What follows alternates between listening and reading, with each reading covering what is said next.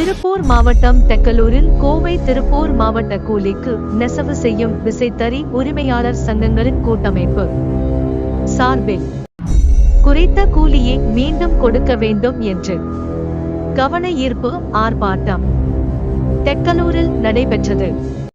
திருப்பூர் மாவட்டம் தெக்கலூரில் விசைத்தறி உரிமையாளர்கள் சார்பில் மாபெரும் ஆர்ப்பாட்டம் நடைபெற்றது. இந்த ஆர்ப்பாட்டத்தில் இந்த நடப்பு ஆண்டில் மட்டும் நமது கூட்டமைப்பு மூலமாக 32 முறை மத்திய மாநில அரசு அதிகாரிகளையும் ஜவுளித்துறை சார்ந்த அதிகாரிகளையும் தொடர்ந்து 32 முறை நியாயமான நமது கோரிக்கைகளை வலியுறுத்தியும் எடுத்துரைத்தும் அணுகினோம். இதற்கு இதுவரை எந்தவிதமான பலனும் விசைத்தறியாளர்களுக்கு கிடைக்கவில்லை. மற்றும் ஜவுளித்துறையில் நவீன தொழில்நுட்பத்தில் இயங்கும் சுல்சர் ரேப்பியர் ஏர்ஜெட் போன்ற நவீன தறிகளால் நாடாவில் இயங்கும் சாதா விசைத்தறிகளுக்கு தனி ரகம் ஒதுக்கீடு வழங்க வேண்டும். மின்கட்டண உயர்வில் இருந்து பாதுகாக்க மத்திய மாநில அரசு சோலார் பேனல் 100 திட்டத்தை அமல்படுத்தி விசைத்தறி தொழிலை பாதுகாக்க வேண்டும். மத்திய மாநில அரசுகள் மக்கள் கேட்காத இலவசங்களை அள்ளி வழங்குகிறது.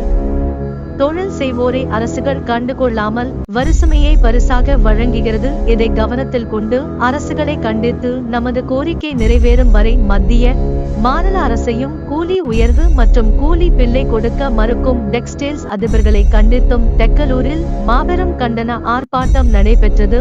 இந்த ஆர்ப்பாட்டத்தில் தலைவர் பொன்னுச்சாமி, செயலாளர் ஆறுமுகம், பொருளாளர் நடராஜ் மற்றும் ஏராளமான நெசவாளர்கள் பொதுமக்கள் கலந்து கொண்டார்கள். கூலிக்கு நெசவு செய்யும் விசைத்தறி உரிமையாளர் சங்க கூட்டமைப்பு 2 மாவட்ட சார்பில் நடக்குது. சோம்பூர் பகுதிய செயலாளர் கோபாலகிருஷ்ணன். நாங்க கூலி உயர்வு போராட்டத்தை ஒரு வருஷ காலமா கேட்டிருக்கிறோம். 2024 ஜனவரியிலிருந்து கேட்கிறோம். இதுவரைக்கும் ஒரு 8 கட்ட பேச்சுவார்த்தைக்கு போயிருக்கிறோம். திருப்பூர் மாவட்ட ஆட்சியர் நாடு, கோயம்புத்தூர் மாவட்ட ஆட்சியர் நாடு, இதுவரைக்கும் ஜவுளி உற்பத்தியாளர் யாரும் கலந்துக்கல. அதை கண்டிச்சுதான் இந்த ஆர்ப்பாட்டம்.